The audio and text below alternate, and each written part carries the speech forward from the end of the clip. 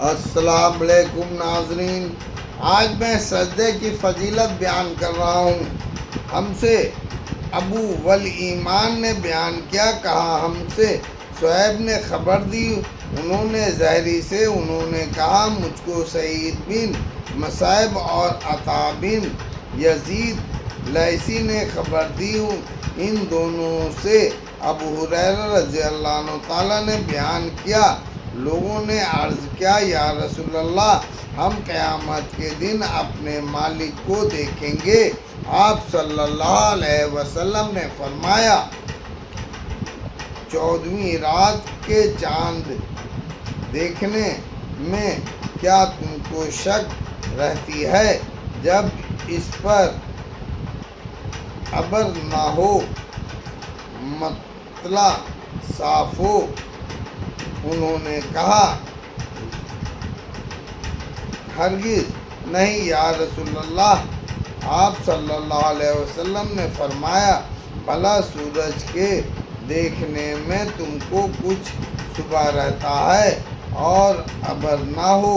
انہوں نے کہا، نہیں، بالکل نہیں، شک کا کیا موقع ہے، صاف دیکھتے ہیں۔ آپ صلی اللہ علیہ وسلم نے فرمایا، تو اسی طرح بے شک و شبہ تم اپنے مالک کو بھی دیکھو گے۔ قیامت کے دن لوگ اکٹھا کیے جائیں گے، پھر پروردگار فرمائے گا، جو کوئی جس کو پوجتا تھا وہ اس کے ساتھ ہو جائے۔ تب کوئی تو سورج کے ساتھ ہو جائے گا، اور کوئی چاند، اور کوئی شیطانوں اور بتوں اور ٹھاکروں کے۔ اس امت کے لوگ مسلمان رہ جائیں گے، ان میں منافق وغیرہ سب ملے جلے ہوں گے۔ پھر اللہ جل جلالہ ایک نئی صورت میں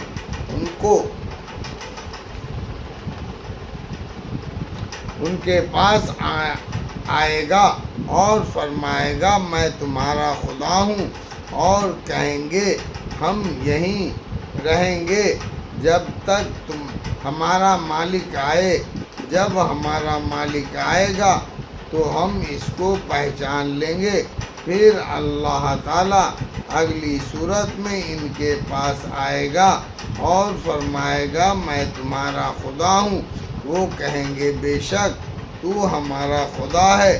پھر ان کو بلا لے گا اور پلسرات یعنی دوزخ کے بیچوں بیچ رکھ جائے گا۔ حضرت صلی اللہ علیہ وسلم فرماتے ہیں، سب پیغمبروں سے پہلے میں اپنی امت لے کر پار ہو جاؤں گا۔ اس دن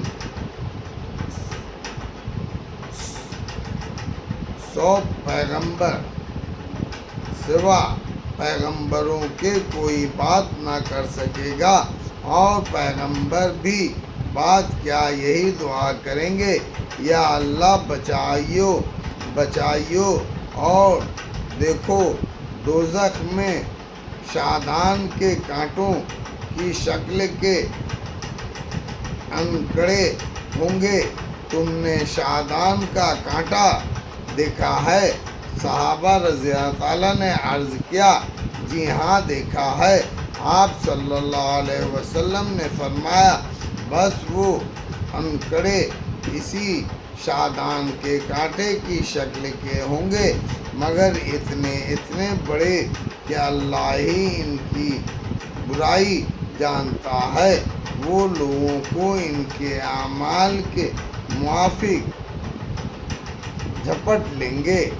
کوئی تو اپنی برے عمل کی وجہ سے بالکل ہلاک ہو جائے گا، اور کوئی چکنا چور ہو کر پھر پیچھے جائے گا۔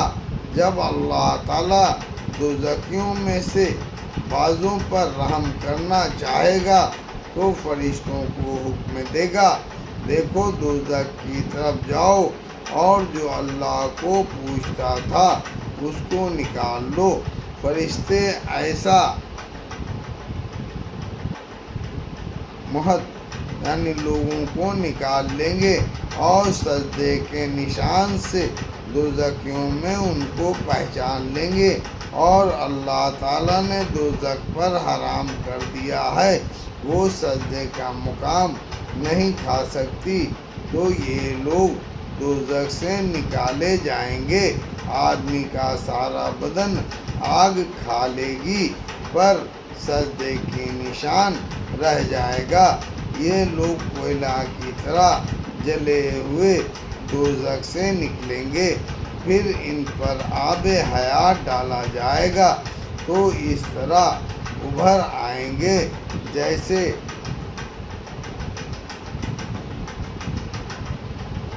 دانہ نالے کے کچرے کوڑے میں ابھر آتا ہے۔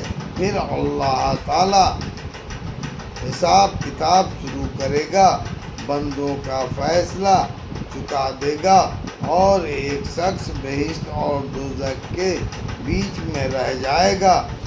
وہ سب دوزخیوں کے بعد بہشت میں جائے گا، جس کا منہ دوزخ کی طرف ہوگا۔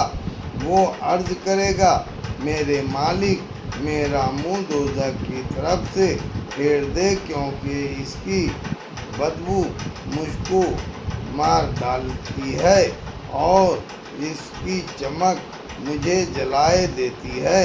اللہ فرمائے گا، اچھا اگر میں یہ کر دوں تو پھر تو کوئی درخواست نہیں کرے گا۔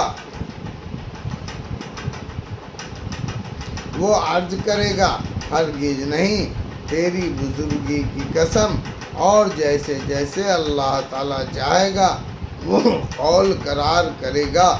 آخر اللہ تعالیٰ اس کا منہ دوزخ کی طرف سے پھیر دے گا۔ جب وہ بہشت کی طرف منہ کرے گا تو وہاں کی بہار تر و تازگی دیکھ کر جتنی دیر اللہ تعالیٰ کو منظور ہے خاموش رہے گا، پھر دوسرا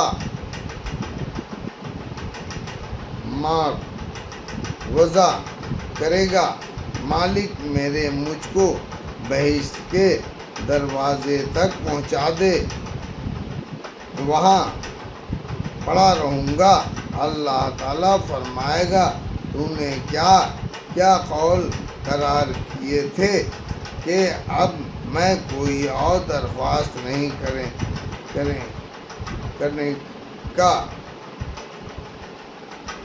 گا۔ بندہ عرض کرے گا، پروردگار، بے شک مگر کیا تیری مخلوق میں ایک میں بے نصیب ہوں؟ ارشاد ہوگا، اچھا اگر میں یہ درخواست بھی تیری پوری کر دوں تو پھر اور تو کچھ نہیں مانگے گا؟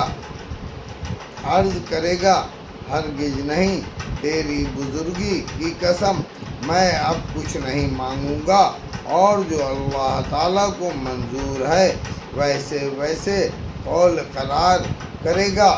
آخر پروردگار اس کو بہشت کے دروازے پر پہنچا دے گا۔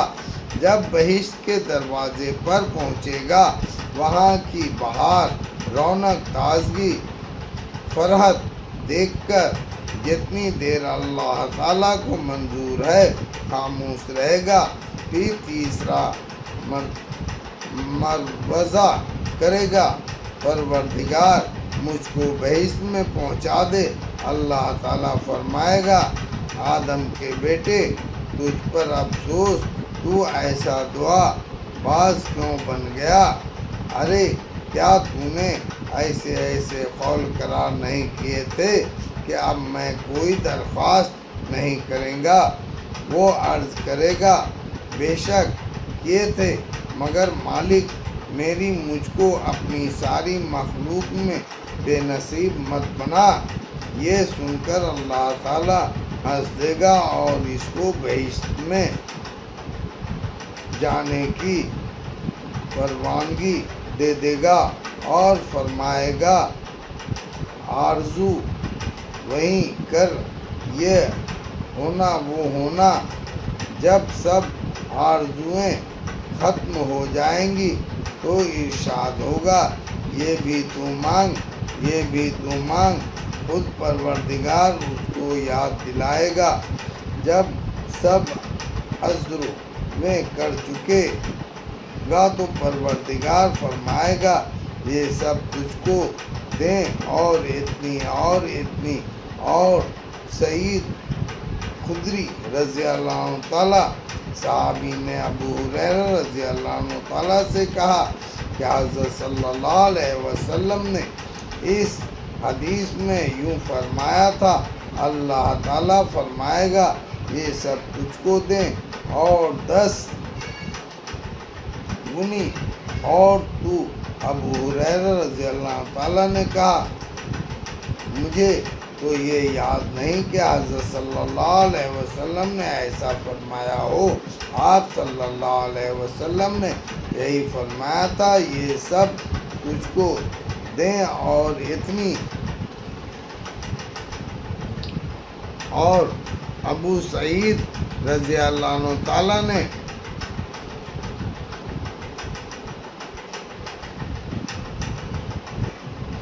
کہا میں نے حضرت صلی اللہ علیہ وسلم سے سنا، آپ صلی اللہ علیہ وسلم فرماتے تھے یہ سب تجھ کو دیں اور 10 گنی۔